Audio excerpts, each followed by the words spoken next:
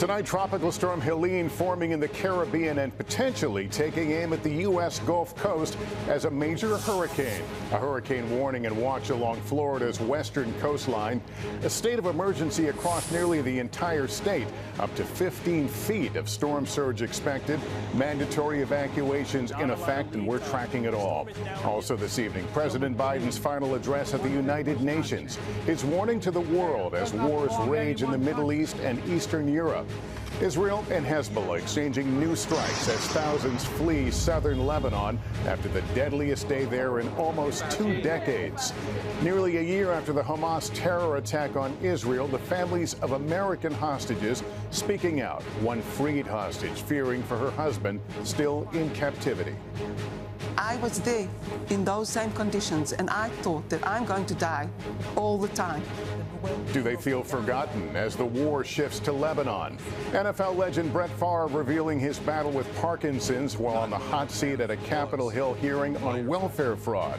The CEO of the company behind Ozempic and Wegovy testifying. Lawmakers demanding to know why are popular weight loss drugs so expensive when they cost less abroad. And the WNBA playoffs tipping off as the popularity of women's hoops surges on courts across the country. This is NBC Nightly News with Lester Holt. Good evening, everyone, and welcome. We may be looking at a major hurricane striking the U.S. mainland within the next 48 hours. As we come on the air, here's what forecasters are watching. What is right now Tropical Storm Helene is organizing and gaining strength, likely to reach hurricane status by tomorrow before making landfall in Florida sometime Thursday evening, potentially as a Category 3 hurricane. Helene forecasted to bring drenching rains and storm surge as high as 15 feet. Hurricane and storm surge alerts are already posted along the entire west coast of Florida, and residents are being urged to finish their preparations. We'll show you some of those preparations in a moment, but first we turn to Bill Cairns for the latest storm track. And Bill, how does it all time out? Lester, 48 hours from now, we expect a major hurricane landfall with an impressive storm surge, dangerous winds, and, of course, all the rain that's going to come with it. The storm is still organizing. Right now, it's just a tropical storm. By tomorrow morning, near Cancun, possibly a Category 1 hurricane. Then it's over very warm water for about 36 hours. That's when we could have rapid intensification. That's when the Hurricane Center has it paralleling the west coast of Florida on Thursday and making landfall about 9 p.m. somewhere south of Tallahassee. Then Friday, traveling up through Georgia and raining itself out in the southern Appalachians. As far as the storm goes, don't focus on the cone. This storm is huge. It's about 400-mile wide tropical storm force winds well away from the center. We're going to have intense impacts, and also we're going to have storm surge problems, as you mentioned, up to 15 feet. All right, Bill, thanks very much. Marissa Parra is in Tampa for us tonight. Marissa, a state of emergency is in effect there and in most of Florida, in fact.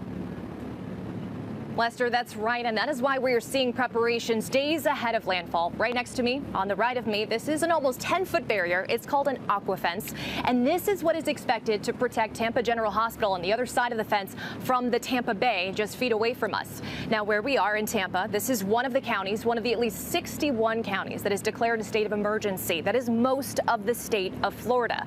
And as Bill just pointed out, the massive size of this storm, remember, it's not just those in the direct path.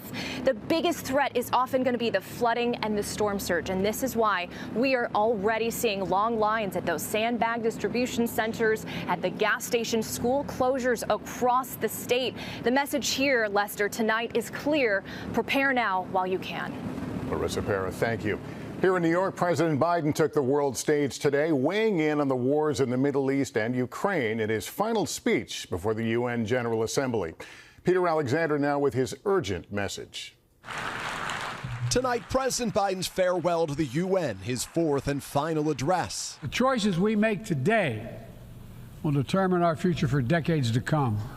With fears the violence between Israel and Hezbollah could grow, the president again today calling for a negotiated end to the conflict in the Middle East. Full-scale war is not in anyone's interest. Even if the situation has escalated, a diplomatic solution is still possible. But for months, a ceasefire and hostage deal have remained elusive. The president also bluntly insisting that Russian President Vladimir Putin's invasion of Ukraine has failed, touting the strength of alliances he helped expand. We cannot grow weary. We cannot look away.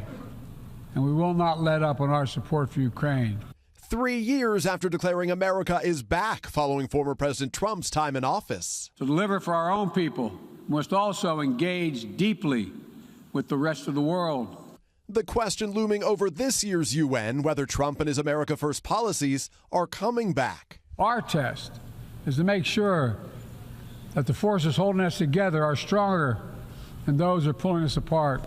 But tonight, Republicans argue the world has grown more dangerous since President Biden took office. What we've seen is chaos throughout the world. Is America and our allies safer today than it was 4 years ago? The answer is absolutely not. Reflecting on his 5 decades in public life, including his abrupt decision to step aside under pressure from within his own party, this powerful message to Democratic leaders and dictators alike. Let us never forget, some things are more important than staying in power. It's your people that matter the most. And Peter, we've just learned that Israel's Prime Minister Benjamin Netanyahu will speak on Friday. Yeah, that's right, Lester. President Biden is not, as of this moment, expected to meet with him while he's here. Meanwhile, we do know that both the president and vice president will be meeting with Ukraine's President Zelensky later this week. Zelensky will also meet with President Trump while here. Okay, Peter, thank you. And in the Middle East, Israel widened its deadly air assault on Hezbollah targets in southern Lebanon today, forcing tens of thousands to escape from the region. Matt Bradley is in Beirut now with late details. Israel pummeling Lebanon's Hezbollah militant group for a second day. A day after inflicting the highest death toll in Lebanon since the 2006 war. The 2-day death toll, more than 550 people, according to the Lebanese health ministry, and nearly 2,000 more injured. The enemy doesn't differentiate between civilians and militants, this man said. We're all civilians. The Israeli military releasing this video of a strike today in Beirut, it says, killed a top Hezbollah commander. Prime Minister Benjamin Netanyahu vowed today to keep it up, urging Lebanese civilians to rid themselves of Hezbollah. We'll continue to pound Hezbollah, he said. Anyone who has a missile in their living room and a rocket in their garage will not have a home. Hezbollah has been firing back, launching projectiles over the border toward Israeli towns. The huge uptick in Israeli strikes sparking a panicked exodus in Lebanon's south. Traffic backed up for hours for those fleeing, some with serious injuries. This hospital has already received dozens of injuries from the south. Some of them are being intubated in the ICU, but they're preparing to get even more. Doctors here say all of the injured they treated were civilians. We received usual war injuries: chest, broken legs, abdominal injuries. Many who escaped death and injury have found themselves homeless, seeking refuge in makeshift shelters. Ilham Abdullah fled southern Lebanon with her family and only the clothes on their backs. She said that after they fled, half of her home was leveled by Israeli strikes. There's no house, she told me. And when I asked her if she was afraid for the future, she said, of course. And Matt, you were in Beirut tonight. You've talked to people. What is the sense of their biggest concerns right now? Well, Lester, following those huge aerial bombardments and those walkie-talkie and pager explosions last week, the worry here is that Israel could be preparing for a ground invasion of the kind we saw back in 2006 that laid waste to southern Lebanon. Lester? All right, Matt Bradley tonight, thank you. The escalation of the Mideast war threatens to further overshadow the unresolved hostage crisis in Gaza. Today, I sat down with anguished American families still waiting to bring their loved ones home nearly a year after the October 7th Hamas attacks. It's been nearly a year now since we first saw their faces, those kidnapped by Hamas terrorists on October 7th, including the families of these Americans who we spoke to today. Are you fearful that the world's attention is shifting away from Gaza and the hostages? We're here today, again, to appeal to the people of the world that are failing to see who are the innocents here. You know, the innocents are our loved ones and the citizens of Gaza and the region that just want de-escalation and just want the war to end, and that should start with the release of the hostages. We've been speaking with these families since their nightmare began, but this is our first conversation with Aviva Siegel. She was a hostage herself, freed last year, but her husband Keith is still being held. Keith and the hostages are thrown underneath the ground on a filthy, dirty mattress with no human rights. They're not allowed to talk. They're not allowed to move. It's dark there. They've got no oxygen. But for us, worrying about them, and me, sick to my stomach, worried about Keith and the hostages, because they're there and they're just waiting. What will be the next thing the Hamas terrorists will do to them?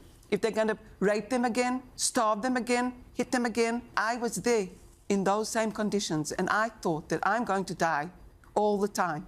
It's hard to hear these stories. And Yael, what is it like to hear these stories for you?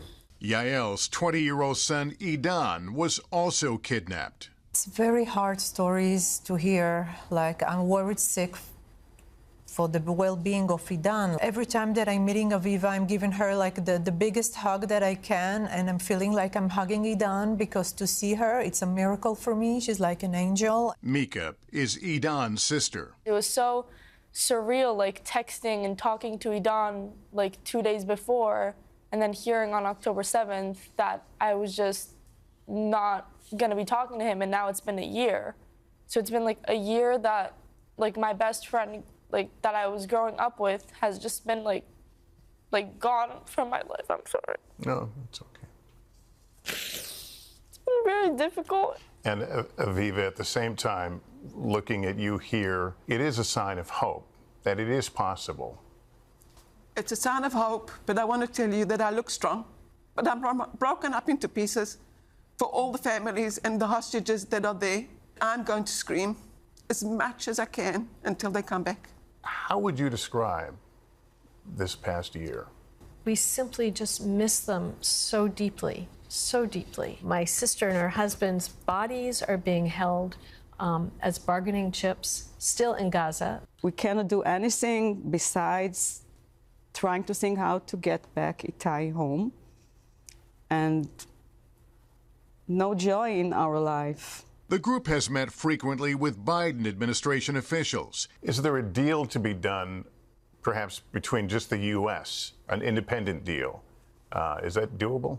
I believe that the administration needs to look at all of its basic assumptions, reevaluate them each day all over again, and see what is the best way to get its citizens out, that the U.S. has an obligation to get them out of harm's way.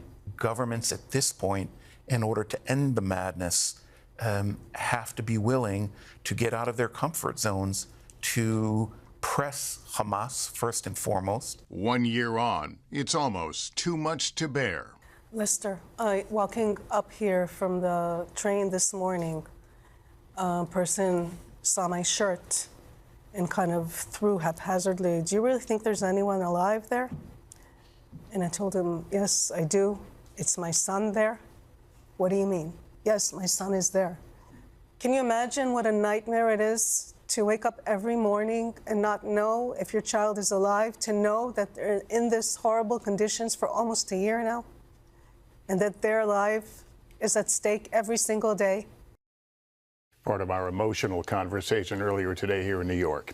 We'll take a break, and in 60 seconds, the Justice Department accuses Visa of illegally monopolizing debit card transactions, saying it has cost consumers and merchants billions in fees. Plus, NFL Hall of Famer Brett Favre reveals his health battle. Stay with us. After taking on Google and Ticketmaster, the Justice Department now has its sights on Visa. The DOJ filing a major antitrust lawsuit over Visa's debit cards. Christine Romans is here. Christine, how does the government say Visa is hurting consumers? You know, the Justice Department accuses Visa of killing competition and running an illegal monopoly that raises prices for just about everything. According to the complaint, more than 60% of debit transactions in the U.S. run on Visa's network, and that allows it to charge more than $7 billion in fees, transaction fees each year. The Justice Department says Visa does that by penalizing companies for not exclusively using its payment processing network. Retailers have complained for years of the high cost cost of processing debit and credit card payments. The government says those fees are passed to consumers. Now, a Visa spokesperson called the suit meritless, saying there's an ever-expanding universe of companies offering new ways to pay for goods and services. They say today's lawsuit ignores the reality that Visa is just one of many competitors in a debit space that is growing. But this is the latest move in a tough antitrust stance from the government, also targeting online ticketing and digital advertising, Lester. All right, Christine Romans, thank you. On Capitol Hill, a major announcement from legendary NFL quarterback Brett Favre. The 54-year-old Hall of Famer telling lawmakers he's been diagnosed with Parkinson's disease. It came during a hearing on the alleged misuse of welfare funds in Mississippi. Favre has been accused of accepting more than $1 million in fees from a welfare program for speeches he never gave. He denied wrongdoing, paid back the money, and has not been criminally charged, but was named in a civil lawsuit filed by the state. And up next here tonight, they can be game changers when it comes to people's health. So why are the costs of those breakthrough weight loss drugs so high? On the hot seat, the CEO of the company that makes the popular diabetes and weight loss drugs Ozempic and Wegovy. Lawmakers demanded to know why Americans pay so much more for them compared to other countries. Here's Stephanie Gosk. The drugs Ozempic for diabetes and Wegovy for weight loss have created a revolution in healthcare. At a Senate hearing today, Lars Jorgensen, the CEO of Novo Nordisk, the Danish company that makes the drugs, was grilled. Stop ripping us off. Senator Bernie Sanders pointing out that the list price for these drugs is much higher in the U.S. than in other countries. Look at the difference in Ozempic in Germany or Wegovy in Denmark. The outrageously high prices of these drugs could bankrupt Medicare and radically increase premiums to absolutely unaffordable rates. And that could mean people who need what may be life-saving drugs may not get them. Is this acceptable to you? Senator, any prospects of patients not getting access to the medicine they need, I think, is terrifying. We don't decide the price for patients. That's set by the insurance companies. Jorgensen argues the pricing system in the U.S. is mostly to blame, specifically pharmacy benefit managers, or PBMs, that wield enormous power over access to drugs and the prices patients pay, according to a recent study by the FTC, which says these powerful middlemen may be profiting by inflating drug costs and squeezing Main Street pharmacies. We shouldn't let up on having Mr. Jorgensen and other CEOs here and pressing him. But we got to get serious about the PBM reform. Senator Sanders announcing 3 of the largest PBMs say they are willing to expand access to the drugs if the company lowered its prices. Sit in a room with us and work on an agreement? I'll be happy to, as I said, do anything that helps patients. While some on the panel took note of the company's achievement. Novo Nordisk is not the villain in this story. They're a hero. We should be here celebrating this miracle innovation. The hearing ended without a commitment from Novo Nordisk to lower prices. Stephanie joining me now. What could the results be if the PBMs and Novo Nordisk do come to the table? Well, Lester, the largest PBM in the country is CVS Caremark, and they shared with NBC the letter they sent to Senator Sanders that assures a price drop would lead to expanded coverage and expanded access. Now the pressure is on Novo Nordisk to drop that price. All right, Stephanie, thanks very much. And coming up, who's got next? As women's basketball surges in popularity in college and the pros, neighborhood courts filling up from Brooklyn to Tokyo. Finally, there's good news tonight about women's basketball. With the WNBA playoffs now underway, it's not only the pros courting so much attention. Here's Antonia Hilton. Every Wednesday night, as the sun goes down on this Brooklyn basketball court, dozens of women line up and start shooting hoops. This is Hoop York City, the brainchild of Alex Taylor. What's the feeling, the culture you're trying to create?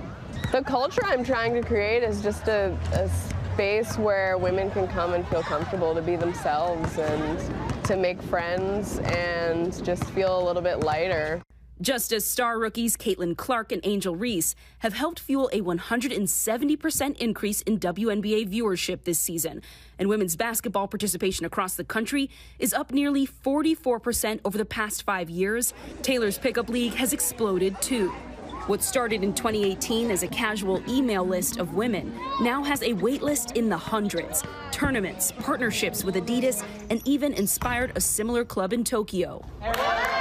Some girls, they do it for their mental health. For me personally, I just love the camaraderie. It just lifts my spirits so much after just being around the girls. Taylor says sometimes when Hoop York City shows up to a court with permits in hand, the men don't go quietly. We've had guys try to play us for the court, like trying to just not let us play you for the court. Play us for the court. It's so silly, but it's real. It's really helped me come into my power, having to advocate for this whole army of women that are behind me. Now she says there are new fans even at her pickup games, and Taylor welcomes them, but also wants them to remember. We're not new to this, we're true to this. Antonia Hilton, NBC News, Brooklyn, New York.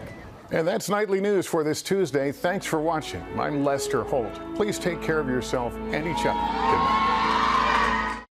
Thanks for watching. Stay updated about breaking news and top stories on the NBC News app or follow us on social media.